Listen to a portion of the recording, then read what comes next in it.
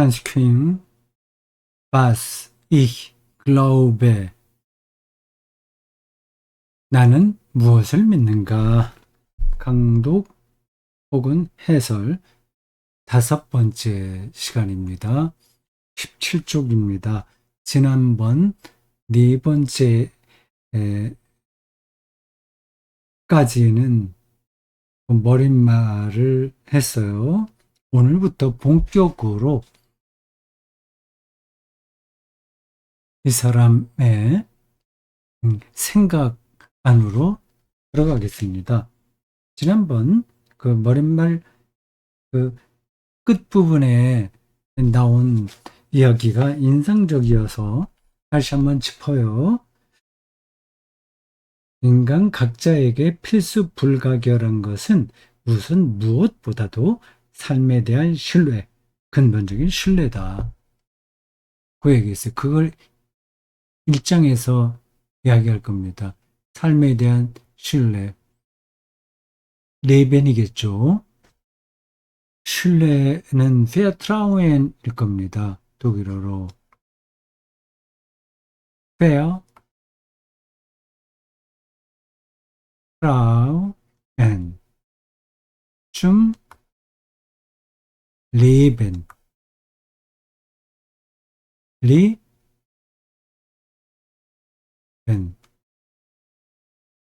요 생명에 대한 이야기가 처음부터 끝까지 이 책을 관통하고 있습니다. 전체가 10번까지 있어요. 10장. 뭐 장으로 나누진 않았어요. 이 책에는 그냥 번호로 1번에서 10번까지 소제목이 잡혀 있습니다. 각각의 제목에 삶이 들어가 있습니다. 1번, 삶에 대한 신뢰. 2번, 삶의 기쁨. 3. 삶의 여정. 4. 삶의 의미. 5. 삶의 바탕. 6. 삶의 힘. 7. 삶의 모델. 8. 삶의 고통 문제까지. 9. 삶의 기술. 마지막 10번, 삶의 비전. 우리말로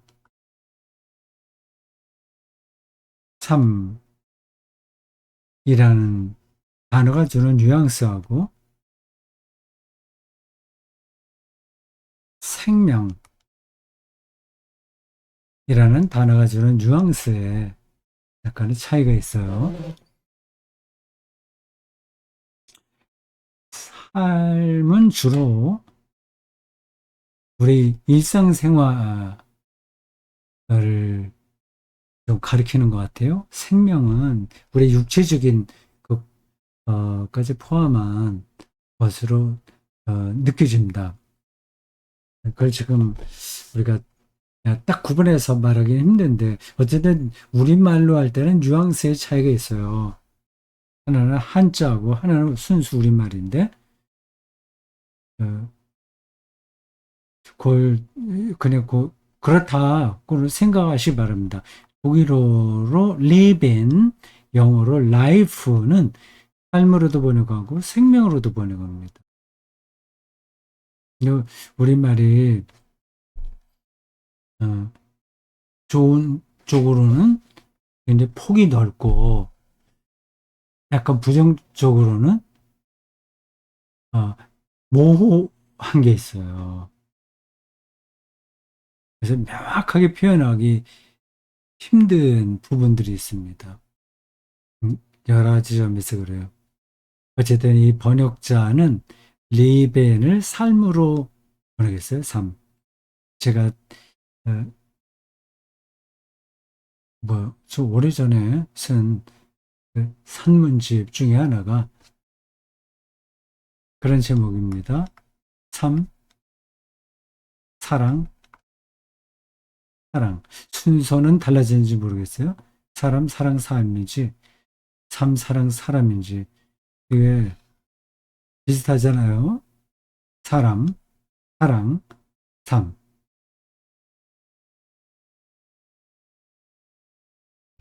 이 파넨베르크가 이 미안합니다. 또 파넨베르크를 그러네.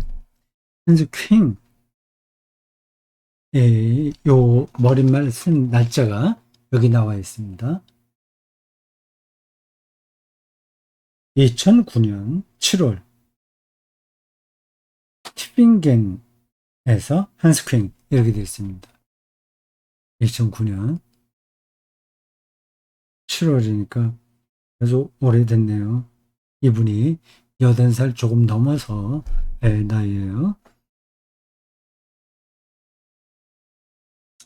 삶에 대한 신뢰 17쪽입니다.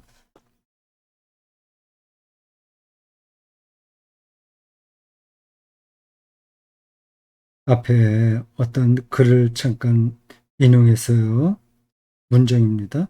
근본 신뢰 그룬트 페어트라우엔 그룬트 페어트라우엔은 온전한 인격의 초석이다. 이것은 생애 첫 해의 체험들에 소급되는 자기 자신과 세상에 대한 태도다.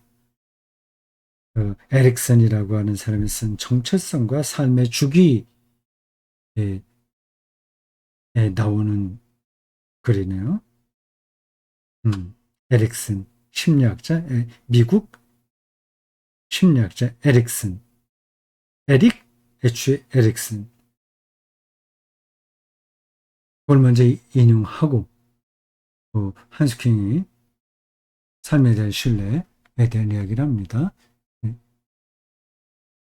음, 전체가 다 삶의 문제다라고 하는 겁니다.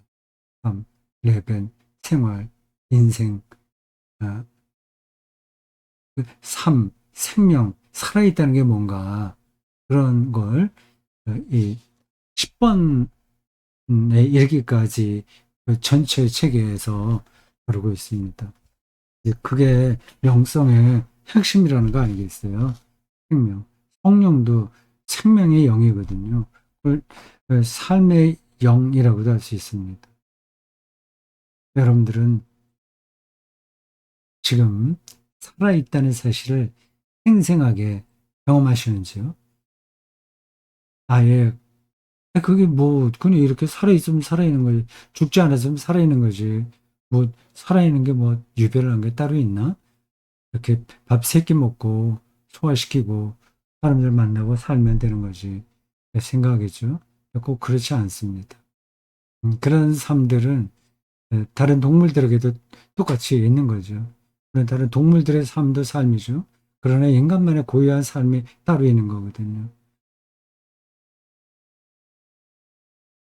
그 동물들의 삶과 인간의 삶이 어떻게 다른지는 또 뭐 이야기하길 다른 주제인 거죠. 나에게 인간의 영적 토대로 중요한 것은 무엇인가? 영적 토대, 굉장히 포괄적인 의미예요. 나의 죽음을 생각하고,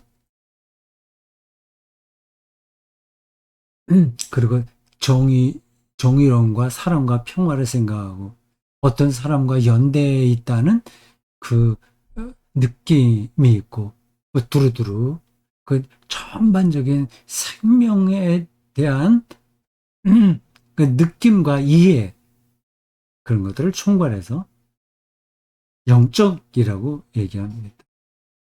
나에게 인간의 영적 토대로 중요한 것은 무엇인가? 그것은 근본 신뢰, 그른트, 페트라우엔. 저도 외워둬야 되겠습니다. 독일어로 기초, 근본 이거를 그른트라고 하거든요. 뭐 영어로 그라운드가 아닐까요? 그룬트, 페어트라우엔, 페어,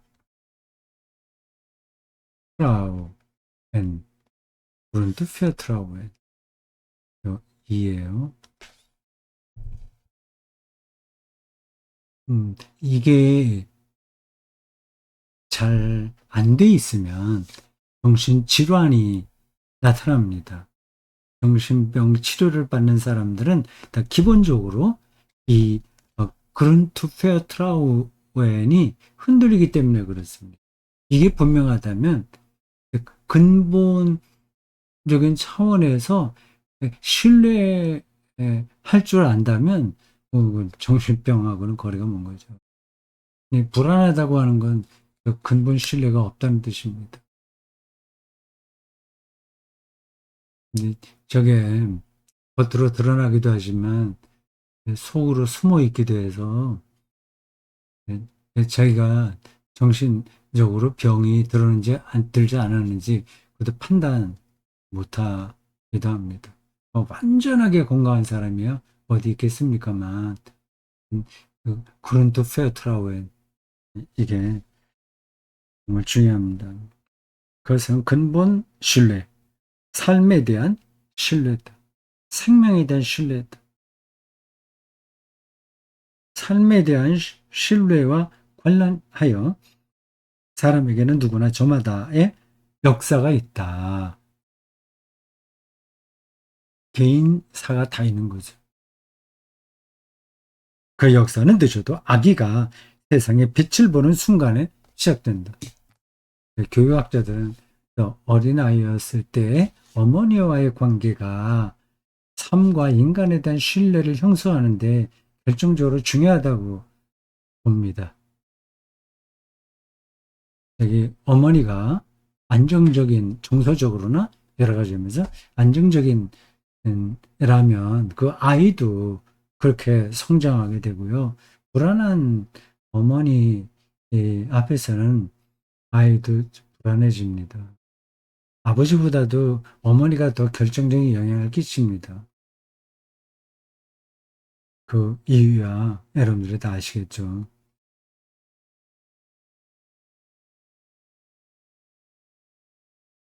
아기가 세상에 빛을 보는 순간 시작한다. 삶에 대한 신뢰는 물론 그냥 주어져 있는 것이 아니니 배워야 한다. 에릭슨을 비롯한 앞에서 인용한 그 사람이에요. 에릭슨을 비롯한 발달 심리학자들은 삶에 대한 신뢰를 경험적으로 조사 연구했다. 아기는 말 그대로 엄마 품에서 삶을 신뢰하는 것을 배운다.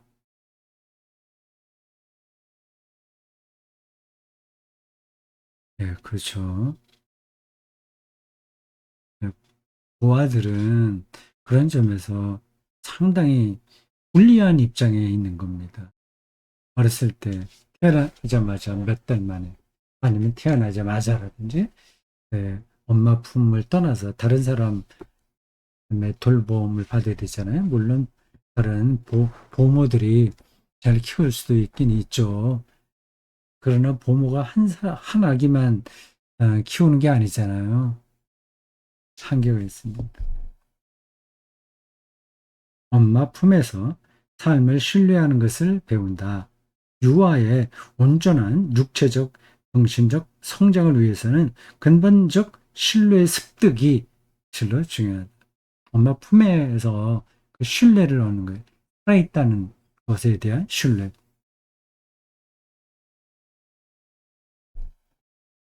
아이가 젖먹이일 때 심인성 질병, 정신적, 심리적으로 인한 질병이요. 본보기 인물의 떠남, 유전적으로 병에 그렇게 태어날 수 있잖아요. 그리고 본보기 인물의 떠남, 이 번역이 조금 예, 매끄럽지 않군요. 그러니까 자기와 특별한 관계를 맺고 있던 사람이 없어지는 거예요. 그러니까 고아가 된다거나 빨리 그 어머니가 죽는다거나 뭐 그런 일들이죠. 무관심하거나 분주한 보모의 정신적 결함. 음. 예, 괄호 열고 이런 말이 나옵니다. 르네 스피치는 일찍이 교육원 증후군을 분석했다. 보호원이죠. 보육원에 다른 아이들의 증후군이 있다는 거 아닙니까?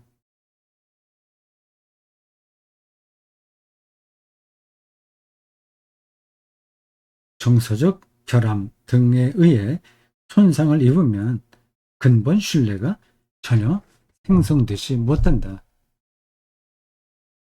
불안한 거죠.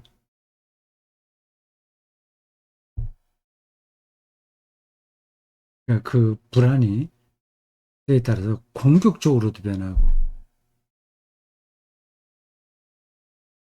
아, 혹은 자기를 비하하는 쪽으로도 나가죠. 메조크즘, 이건 공격적인 증상이죠.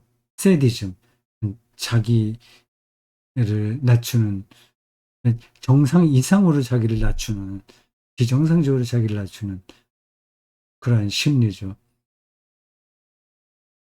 그래서 사도 메조키즘이라는 말이 있습니다. 발달 심리학과 교육학 이런 데서 많이 쓰는 표현들을 사도, 세디즘의 앞부분에 세도 메조키즘, 이게 같이 결합되어 있는 그 상태를 가리킵니다. 그러면 그 사람은 신뢰가 전혀 없는 거죠.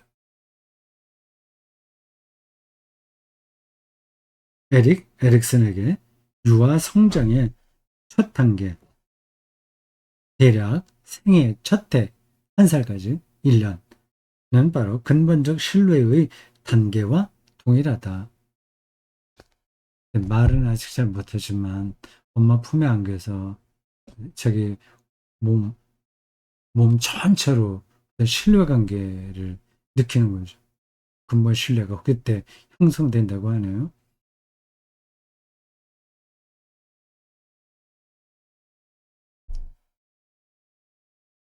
그 밖에 연구들은 엄마 또는 상응하는 대리 인물이야말로 유아의 모든 세상 탐구를 위한 신뢰의 바탕을 형성해 준다는 사실을 가르쳐 주었다. 아기가 바둥거리며 세상을 탐색하고, 애기들 많이 그러잖아요. 막 발버둥 치고 막 그러잖아요. 그러니까 뭔가를 이제 세상을 경험하는 거예요. 다른 사람들의 접촉을 할 수 있게 되더라도 거듭하여 엄마와 눈을 맞추려 하며 그렇지 못하게 되자마자 울기 시작한다는 사실을 꼼꼼히 관찰하기 위해 사람들이 나처럼, 나는 이제 한스퀸이에요. 이 여동생 다섯과 남동생 하나를 가질 필요는 없다. 이건 재밌으라고 쓴 겁니다. 일종의 해학처럼 이걸 쓴 거예요. 그렇게 형제들이 자기처럼 많지 않아도 그, 그 어린아이의 그 심리 상태를 다 파악할 수 있다고 하는 겁니다. 이 여동생 다섯과 남동생 하나를 둔 한스킹은 그 많은 아이들을 통해서 그거를 느낀 것 같아요.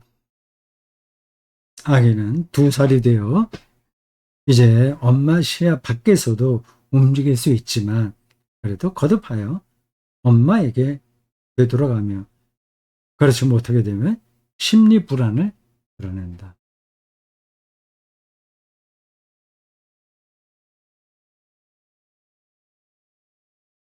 예, 가능하면 아기들은 엄마가 당분간이라도 직접 키우는 게 필요한 것 같아요.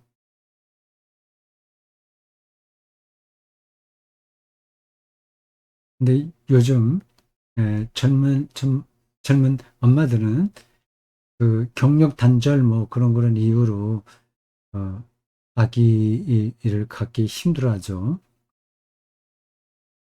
이 문제가 좀 굉장히 복합적인 것 같습니다. 아이는 그렇게 우선 엄마에게 자신을 열고 그 후 점차 엄마와 떨어지는 가운데 사람과 사물, 그리고 세상에 자신을 연다. 새로운 연구들은 어릴 때의 결속이 건강한 자아 형성에 얼마나 중요한지를 확실한 근거를 제시하며 밝혀준다.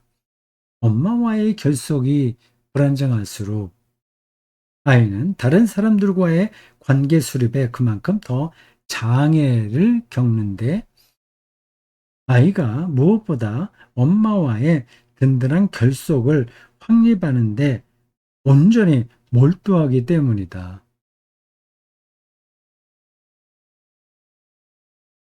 그러겠죠? 저는 어머니에 대한 기억이 거의 없어요. 좀 아프시기도 했고, 초등학교 1학년 때 돌아가시는데, 그 전에, 좀, 어, 수술도 받고, 뭐, 아프기도 하고, 어디, 요양인가? 어디 가서 하시기도 하고, 그러는데, 그 아프기 전에는 어머니하고 같이 살았을 텐데, 그 기억이 별로 없네요. 이상하네. 뭐, 다른, 어, 제가 모르는 어떤 사정이 있었는지 모르겠습니다. 그 엄마와의 든든한 결속을 확립하는 데 온전히 몰두하기 때문이다. 그런 말을 들으니까, 나는 그런 확립이 별로 생각이 안 나는데, 그래서 말씀드렸어요. 그리고 거꾸로 엄마에 대한 신뢰에서부터 복합적인 과정을 거쳐 처음으로 아이의 순진무구한 근본적 신뢰가 형성되며, 이 신뢰가 아이로 하여금 삶에서 하나의 태도를 가질 수 있게 해준다. 그러나 한편으로 이 신뢰는 끊임없이 위협받고 시험을 겪는다. 아버지의 위상을 비롯한 여러 가지 문제에 대해서는 여기서 다루지 않기로 한다. 나 자신은 어떠했던가? 지금 앞에서 다른 일반 그 발달 심리학자들의 이야기를 아, 전달한 거예요. 이렇게 학자들, 그 전문가들도 이렇게 생각한다. 그런 거예요. 그 삶에 대한 근본 신뢰가 어머니, 아주 어렸을 때의 어머니와의 관계에서 형성된다는 거죠. 그게 이제 자기 자신은 어떠했는가 하고 이제 대답하려고 합니다. 19쪽이에요.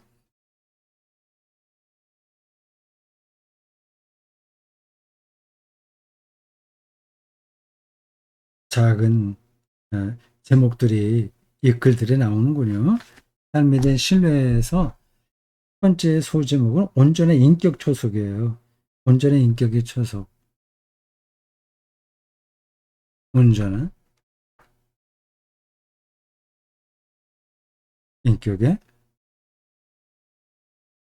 어머니를 통해서 신뢰가 형성된다고 얘기를 하는 거고요. 두 번째는 시험 겪는 삶에 대한 신뢰. 아,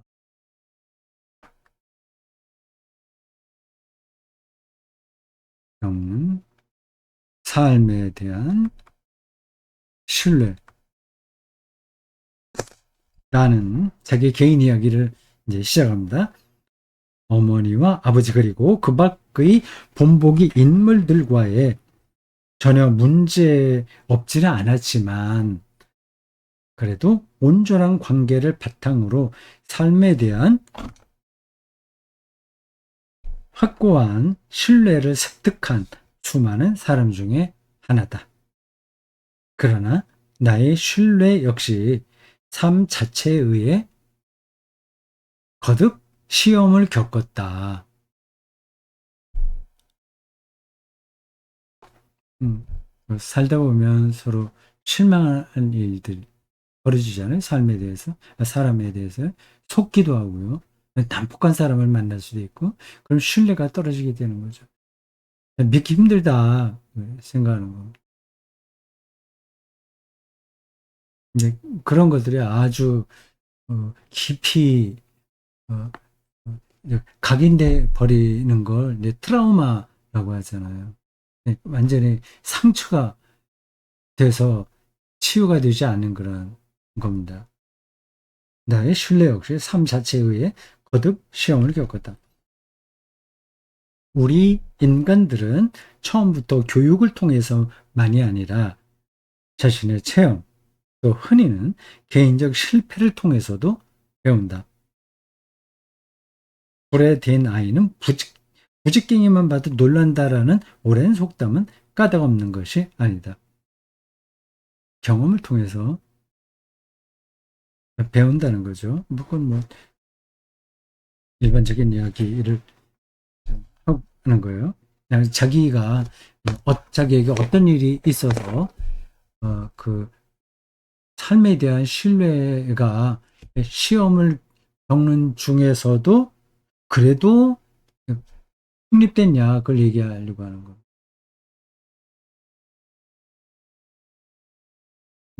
뭐 저 같은 경우는 하나님에 대한 이해와 믿음이 깊어짐으로 그 한스킹이 표현한 대로 그룬트 페트라우엔 근본 신뢰가 시간이 지나면서 단단해진 것 같아요.